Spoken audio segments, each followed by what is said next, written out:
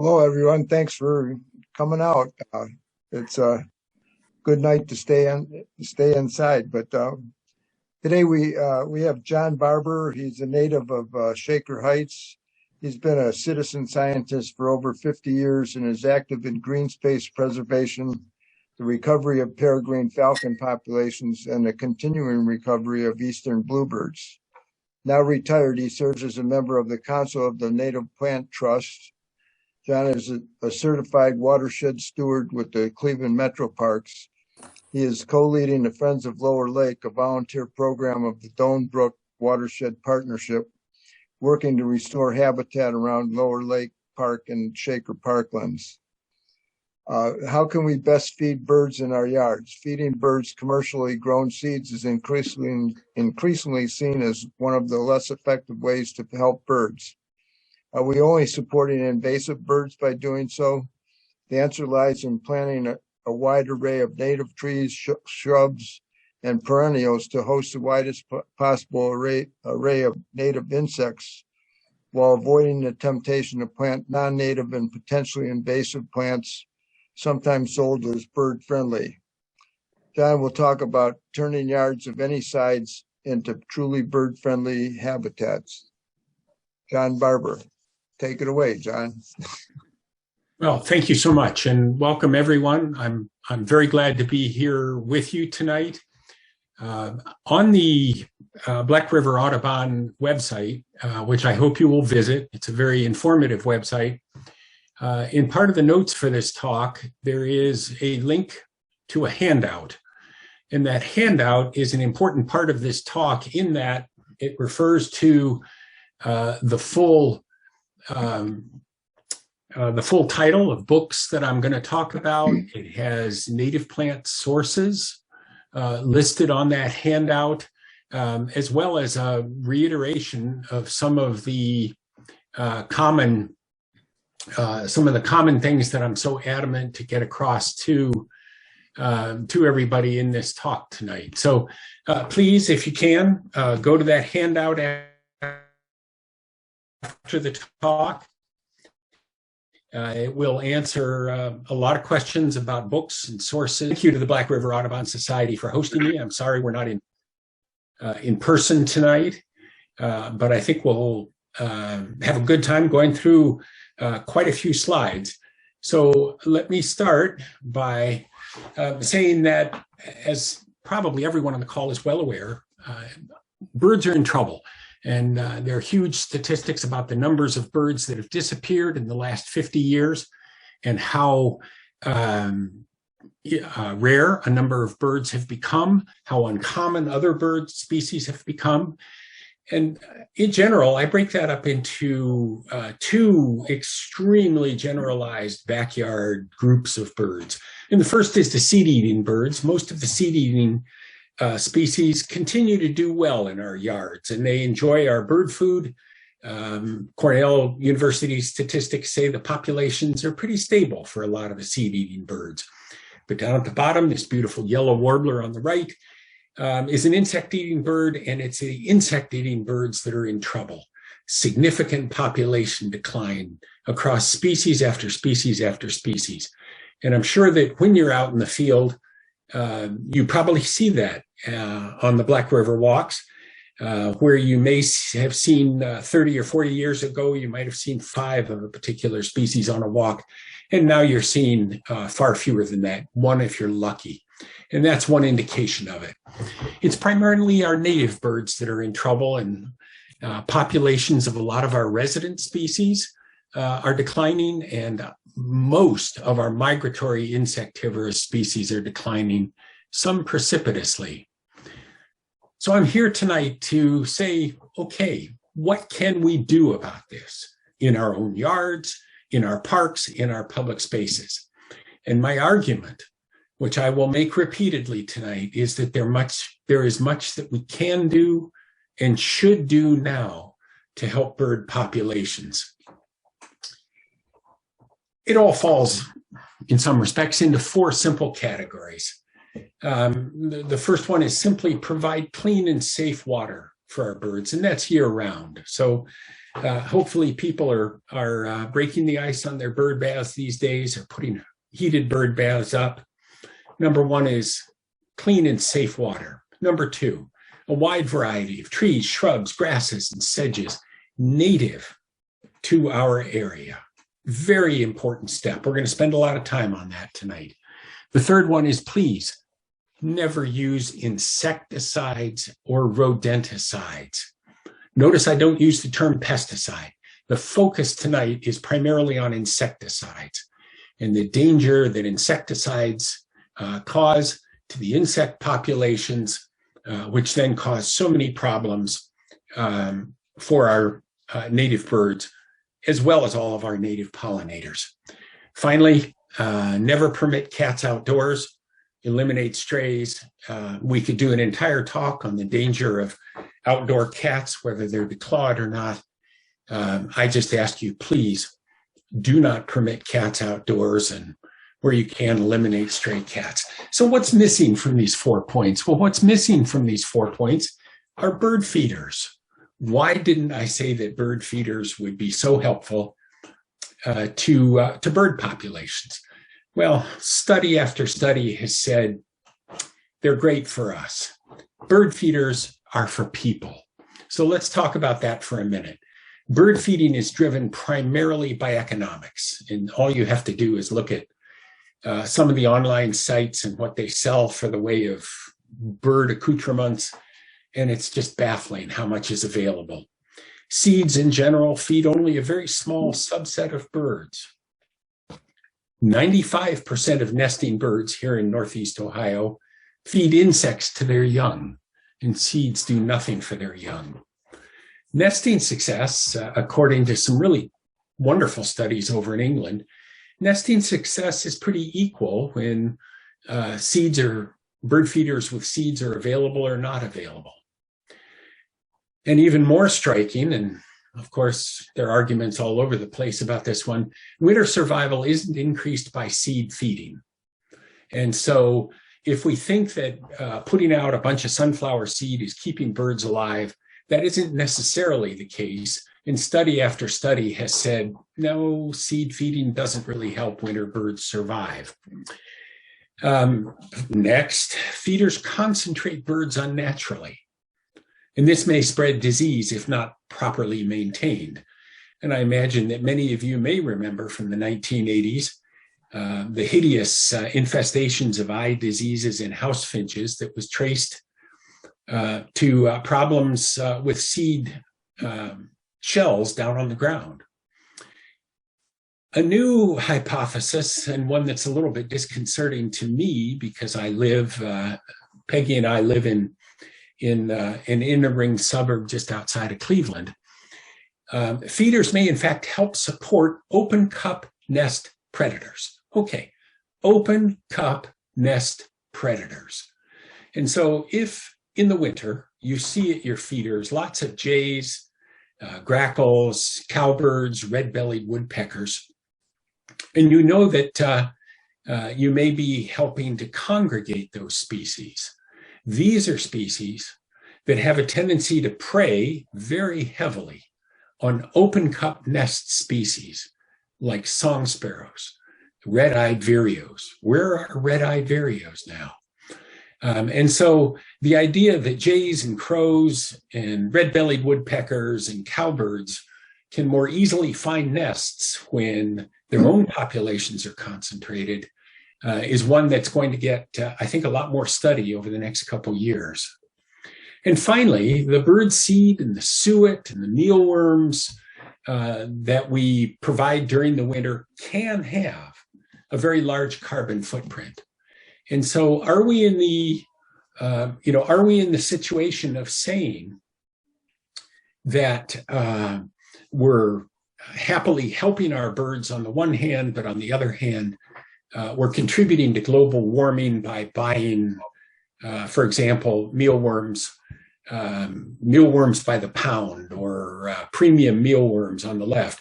Both of these high protein dried mealworms, which a lot of people put out for wintering bluebirds, and a lot of people end up feeding starlings with them, but put them out in the winter to help their birds get through the winter, they think. These are, in fact, grown, manufactured, bagged in China, and then shipped all the way over to the United States. Are we doing more harm than good in doing that? So I don't want to be too down on bird feeders. I love my bird feeders. I fill them all the time during the winter, and I enjoy them for myself. And I like to think, in addition, that I'm helping my resident birds, but not necessarily the birds so much. These are for me. So let's talk about best practices. Let's think about bird feeders are for people. They're for us. Hang them near your windows if your windows are protected from collisions. Bird feeders, though, should be supplemental feeding, not primary feeding.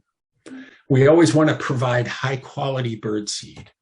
Thistle, black oil, sunflower seed, no milo or cracked corn, particularly if you're in an inner ring suburb where you might draw pigeons or rats or something like that. And then always watch what you're feeding. What's feeding on your feeders and under your feeders, because that will tell you in great part how successful you're being. If your feeders are full of the cheapest bird seed that your grocery store sells, and those feeders are dominated by house sparrows and starlings, it's probably not such a great idea to be doing that. And then finally, the last best practice that I'll mention tonight is, please clean your feeders regularly. Wash them with soap and water when they're empty, a bleach solution, and especially clean under your feeders regularly. Just use a common leaf rake, rake up the seed husks and the shells and the bird poop and get rid of it, so that the ground under your bird feeder doesn't have a lot of mats of rotting shell husks. That's a disease breeder. So if we're not talking about all sorts of seed feeders, what do birds eat? And so the argument I make tonight is most of our birds, a lot of our resident birds, almost all of our migratory birds, eat primarily insects and fruit and some seeds. So what we want to do in our own yards is create a bird buffet by planting native plants. Why do I keep harping about native plants? Well, native plants support insects.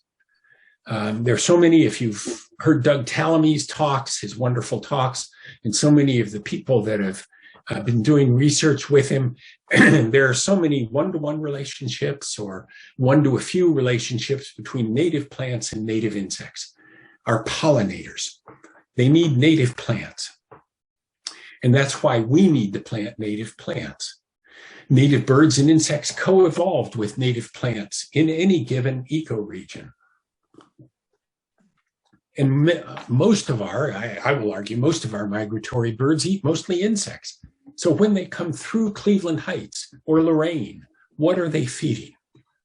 We need to feed them. Coming through Ohio, they need to refuel to eat insects. And they do that primarily eating insects, not seeds. And finally, we'll get into this in some depth. Most of our nesting birds feed their young insects, not seeds. What am I saying? We don't have enough parkland. We don't have enough public spaces to help support our native birds and our native insects. There just isn't enough land.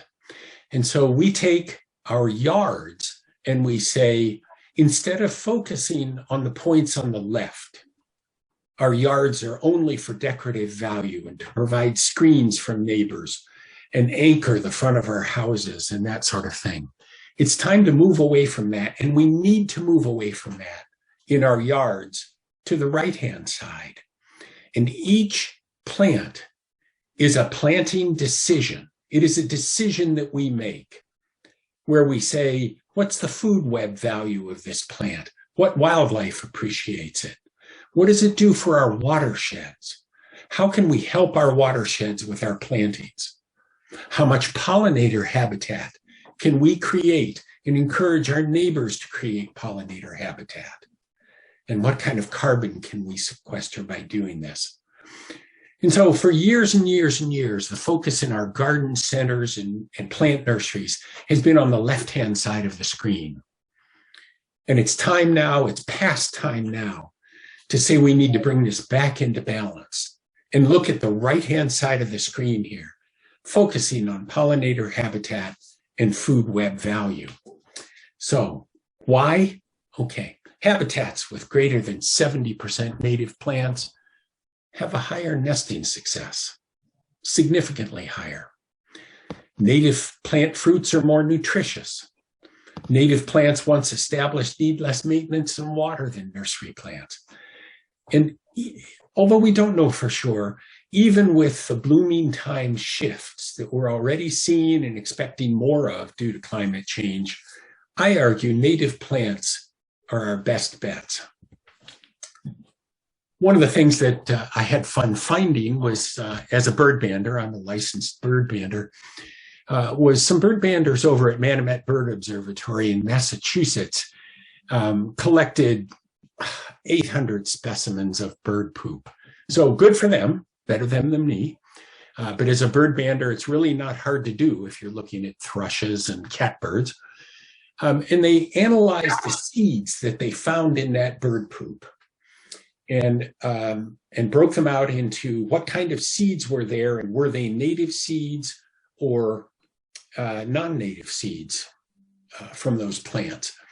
And they found out that that these migrating birds, and it was primarily thrushes and catbirds, they preferred and sought out native fruits over non-native fruits.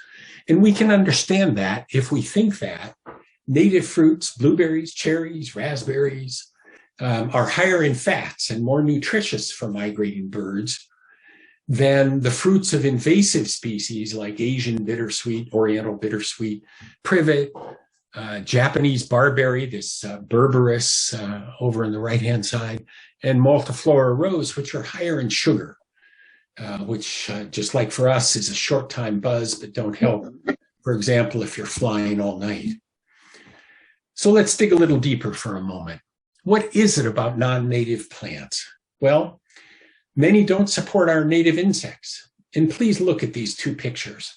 The ubiquitous English ivy is in the upper right-hand corner, along with, might be some vinca in there too.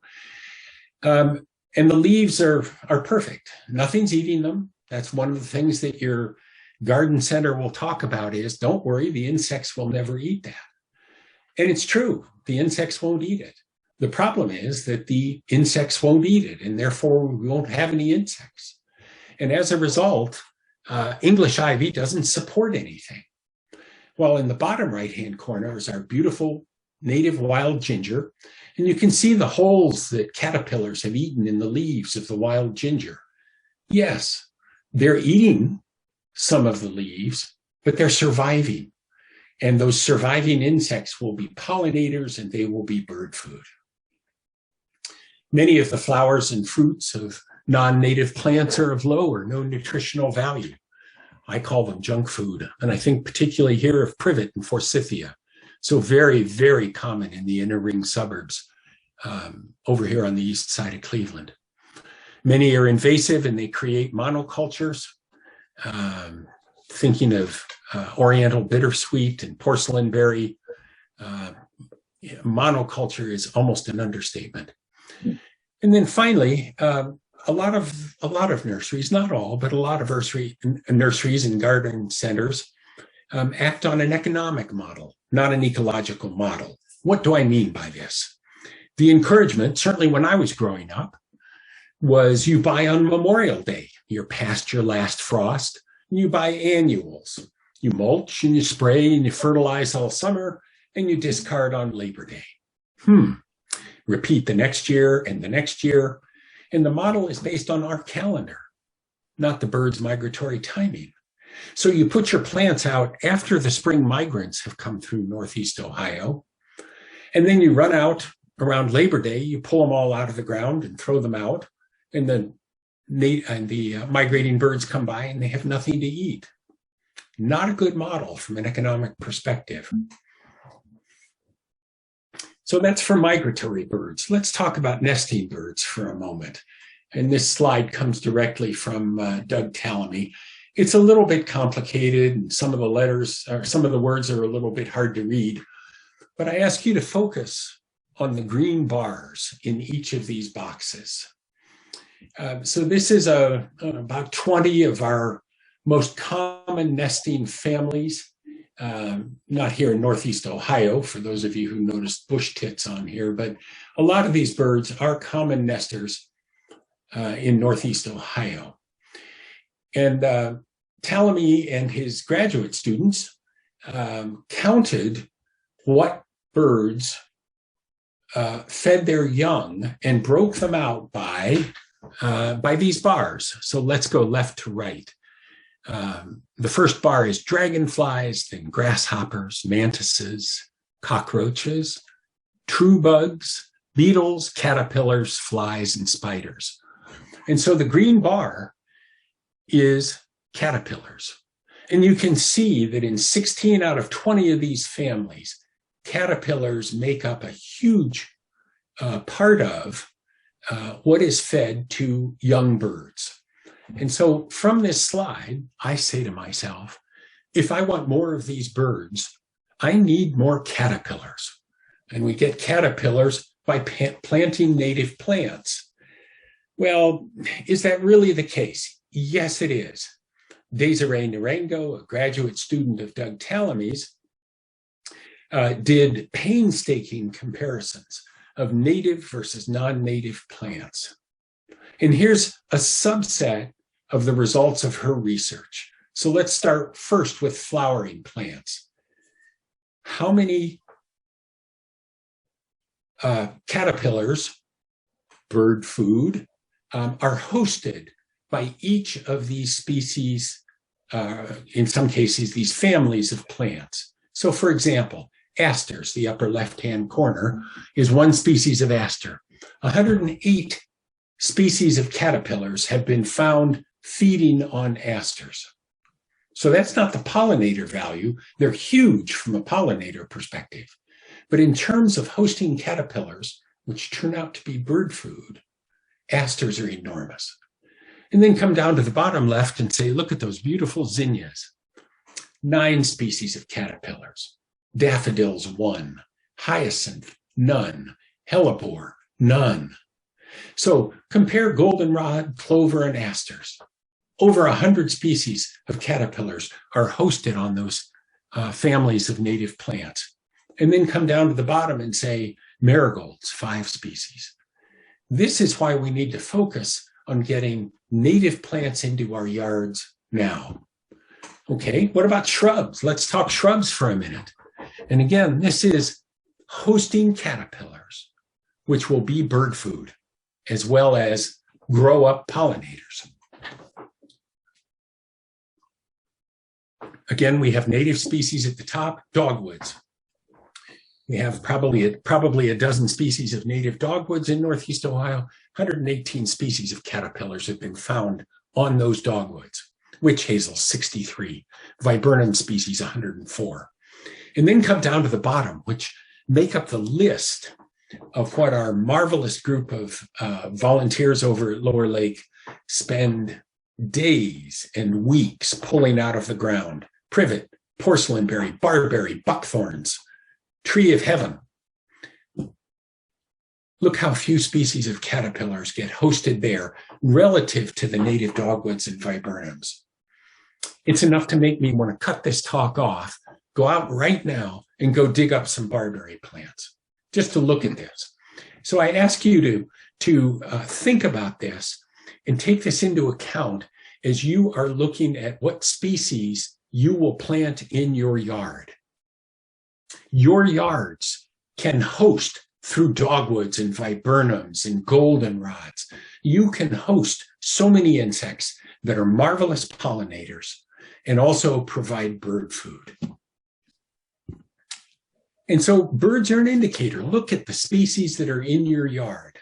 Because one of the things that I can promise you is when you see migrating warblers in your yard, they're not there because of your seed feeders. They're there because they're stopping on their way north or they're stopping on their way south, and they are desperate to refuel. And you can help them find fuel by removing invasive non-native species and replacing those with natives, one shrub at a time. Getting back to nesting birds for just a moment, because this research from Desiree Narango, to me, is so compelling. It was done in Washington, D.C., which you could certainly consider an inner ring suburb, if not a completely urban area. So if yards dominated by non-native plants, all right, so that means more than 75% of the biomass in a given yard, those yards produced 75% fewer caterpillars, 60% less likely to have nesting chickadees. When they did, the nests contained 1.5 fewer eggs. The clutches were 29% less likely to survive. It just goes on and on. So when you compare non-native dominated landscapes, which are so common, to native landscapes, you can see that as birders and as pollinator lovers, it's very, very clear how each of us independently can make a big difference very quickly. What do? Go look in our yards tomorrow morning before the storm hits. We want to construct in our front yard, in our backyard, in the yards around us, 5 layers, trees for canopy, understory trees, the marvelous dogwoods, pawpaws, hawthorns, shrubs and thickets to hide open cup nests. So if you're going to plant lots of elderberries, that's wonderful. You'll have lots of catbirds. But those catbirds, if they're going to nest, they need thickets to keep away from the marauding blue jays and red-bellied woodpeckers and grackles. We need to put perennials, mass them in clumps on the ground for our pollinators. We need leaf litter and logs and patches of bare earth. So all of these will help our pollinating insects, our other species of insects, and our birds. A marvelous book written by a woman named Sorensen, Planting Native to Attract Birds to Your Yard, published in 2018. Most of our local libraries have copies of this book. Says, the aim here is to provide for birds in all 4 seasons. Bugs, buds, and shelter in the spring. Bugs, nest site, and nest materials in the summer. Bugs, fruit, nutritious berries, and shelter in the autumn. And seeds and berries and shelter in the winter. And that's so important. We think of the plants in our yard as being summer bloomers. But we have pollinators that come out in March, and we have other pollinators that are out in November, and we have birds all 12 months. We need to stop focusing on the summer months, that's all that matters, because it isn't. We need 4-season yards. People have said, well, seeds in the winter, what do you mean? Well, we have, Peggy and I have here at the house, we quite often have juncos and white-throated sparrows and goldfinches bending over the stalks of asters and eating the aster seeds. And they hide deep within what's left of the shrubby St. John's wort and pick on the seeds of the shrubby St. John's wort, even though there's a full seed feeder 10 feet away. They're in these plants in the middle of the winter, standing in the snow, eating the native seeds. It's wonderful to see. One of the things that Talamy and his students have found is that there are keystone species. Where do we start? Because there's so many things we could plant. We start with what are called keystone species, where so many of the caterpillars live and breed upon. Oaks, cherries and plums, willows, birches, and poplars. Just fantastic trees to get started now. And lower to the ground, goldenrods and asters and sunflowers. Plant these and then plant more of them. They're keystone species, and it's a quick start to helping your pollinators and helping your caterpillars. So this is different. All right. It's okay to have a bird feeder for you. I love it. But planting is for you and it's for the birds. We want to use our yards as a bird feeder, plant a wide variety of native plants. And so many of the traditional what to plant for birds list focus only on berries. And a lot of, particularly the older what to plant for birds lists, include plants that are now considered invasive, like the pyracantha or firethorn. And so I say plant a wide variety of native trees, shrubs, and flowers. And people ask me, okay, what if I want to attract a certain species of bird? Can't I plant certain plants and attract certain birds? And yes, you can. Yes, you can. Now we have 400 plus species of birds that either reside in or come through Ohio. And so it's a big effort to say, I want to plant something for each one of them. But yes, if you want goldfinches, plant sunflowers. If you want catbirds, plant elderberries. If you want Cape May warblers in big numbers, plant black currants. Because Cape May warblers are nectarine birds, and they will nectar on the blooming currants when they migrate through in the spring.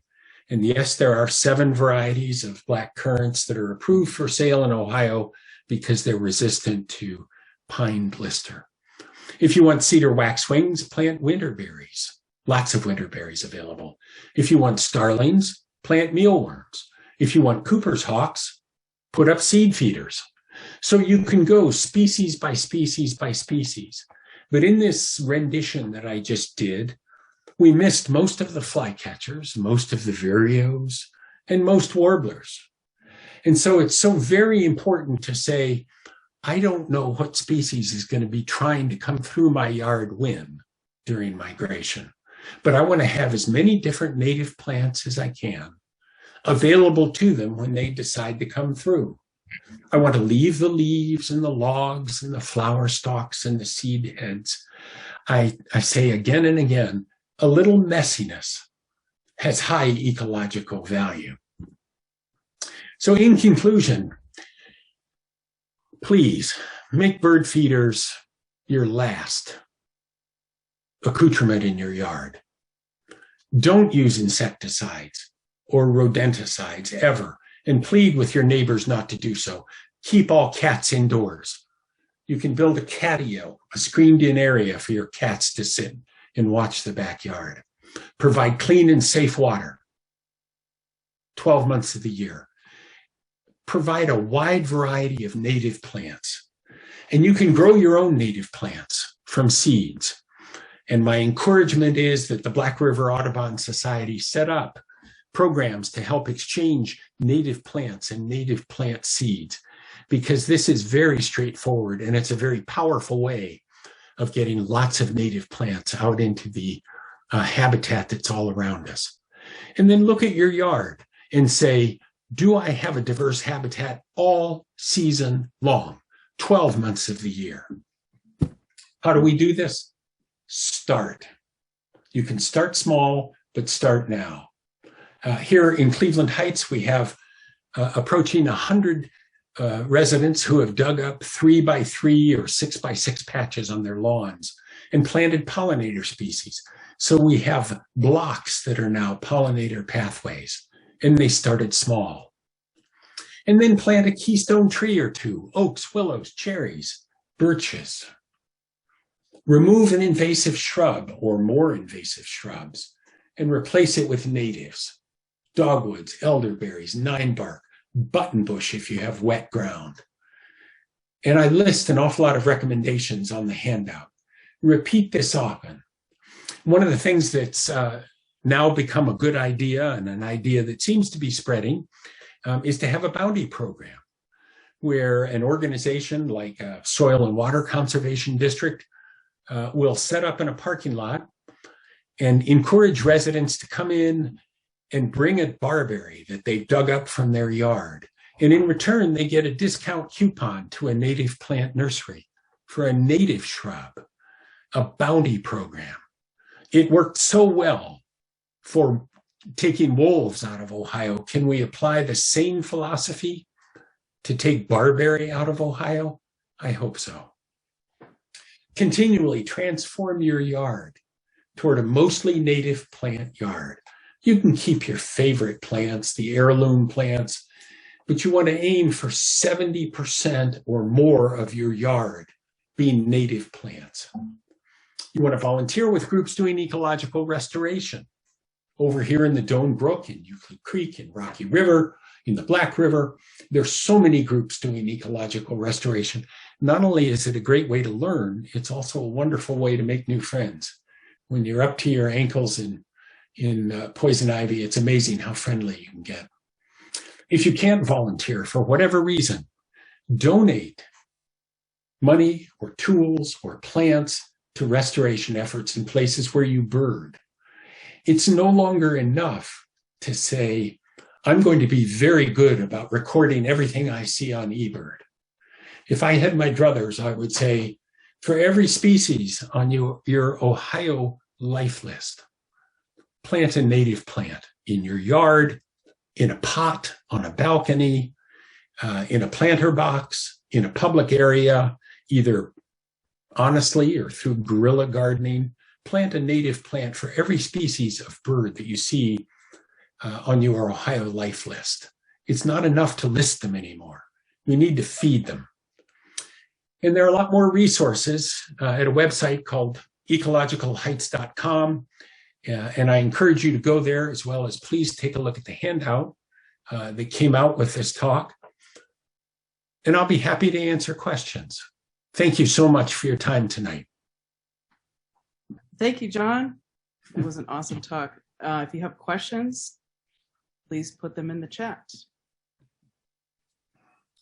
Larry Wilson asks, is oak the best keystone species, or are they all similar? Oaks are the top host for species of insects that form caterpillars, the entire genus.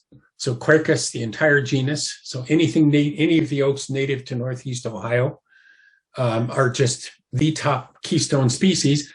Just don't clean up under them. In the winter, just leave the leaves in place and let the insects overwinter in the leaf litter so that they have a chance to complete their life cycle. Bravo, excellent, thank you. Fantastic talk, thank you so much. Do we have any other questions? What about fungicides? What is wrong with the word pesticide? Kathy Bradley, thank you. Hi. The reason I make that distinction is that to me, we should be following the EPA example definitions. And the EPA defines pesticides as including everything from insecticide to fungicide to rodenticide to herbicide. And that to me, particularly when people say we should just ban all pesticides, there are applications of removing invasive plants where the task is so enormous that cut stump treatment with herbicides on Oriental bittersweet is probably a good idea. And it is, so I want to focus on insecticides and rodenticides. Most people use fungicides in pools, in swimming pools. So it gets to be almost a definitional issue, which is far too much to cover here tonight. But I just keep hammering on the insecticide and rodenticide.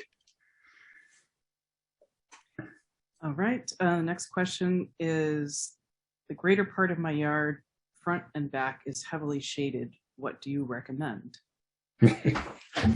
So there are some recommended plant lists in the Sorensen book. There are recommended plant lists on ecologicalheights.com. There are plenty of shade-loving native plants like foam flower, and we grow our witch hazel in shady plants here, and columbine and sedges. It goes on and on. So there are lots of native plants and lots of lists of them available in the references that I have in the handout. So please don't think that everything has to be turned into a sunny meadow. Remember that at least in Northeast Ohio, we had very few meadows, and we certainly didn't have any prairies. We had woodlands, and those woodlands were full of beautiful native plants when the settlers first arrived here. What about planting fruit trees in your yard, like apple? I think that's great. If putting, if it's important to you to grow food, yes, grow fruit trees. Apples in particular seem to in terms of wildlife, the highest benefit they have is for pollinators and also for deer, which is sort of antithesis to trying to grow lots of native plants in some places, like the area we live in. And I would instead encourage you, and also quite a few fruit trees do, or at least people think they do, require fruit tree sprays to keep the fruit edible, so to speak. And that's not good for our insects. So, if you must, you can plant lots of crab apples. They're native crab apples. And crab apples are fantastic pollinator supports, as well as other wildlife. We have a crab apple in our front yard now that's covered in robins every day. So there are other fruit trees other than human fruit trees that you can grow in your yard. Like pawpaw. Like pawpaw, yes. And elderberries. Are coneflowers a native plant? Yes, they are. I encourage everyone to please stick to straight species, and as close to, if you can't find the straight species, and the straight species is usually indicated in its name, on its label, without having some cute name in quotation marks afterwards, which marks a cultivar. The straight species is the species that our insects and our birds are used to. And that works for probably 95% of the plants that we want to plant in our yards. There are a few, like black currants, where the straight species is forbidden to be sold because of, in Ohio, because of pine rust. And there you go to one of the 7 varieties that's approved for sale in Ohio. You can go to the OSU website, one of the OSU wildflower websites, and find that one. So in most cases, please go and stick with straight species. And the studies are being done now that tell us things like when you create a variety that has an extraordinarily complex flower, you may shut the pollinators out. They can't get to the pollen and the nectar. When you change the color of leaves and grow purple leaf this or pink leaf that, your pollinators may not recognize that plant, and your insects trying to nest on it may not recognize that plant. So it's important to stick to straight species wherever you can. Okay. Do you have a favorite way to keep water out for the birds in winter?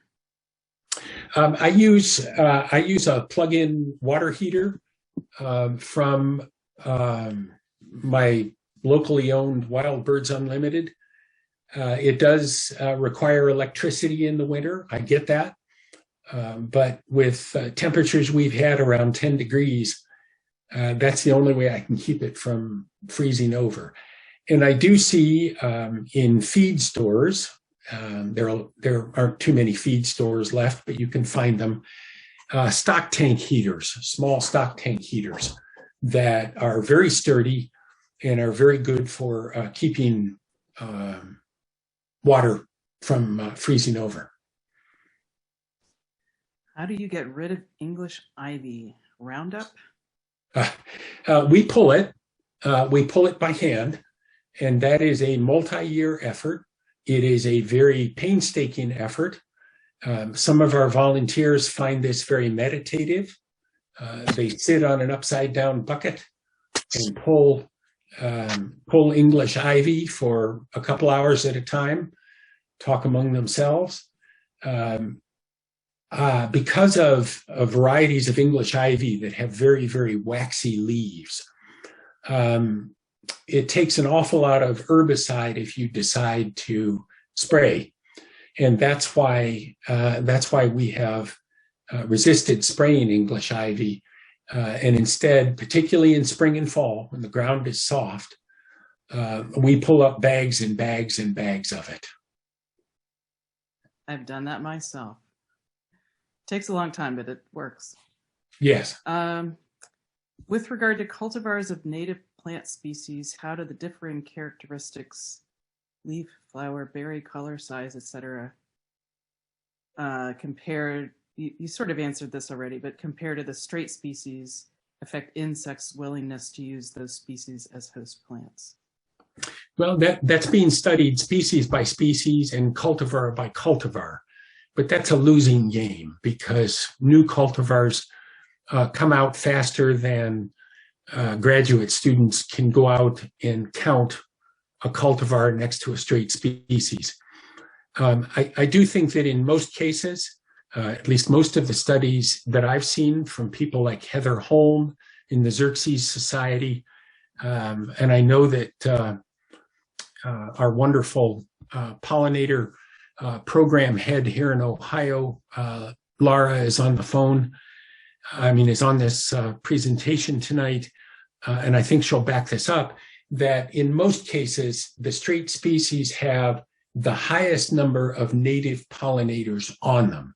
And there are some cultivars that will have fewer native pollinator species, and then there's some cultivars that will have none. But as I mentioned before, the farther away that you get from the straight species on flower structure and on color and on leaf color, those seem to be the things that throw the native pollinators off the cultivars.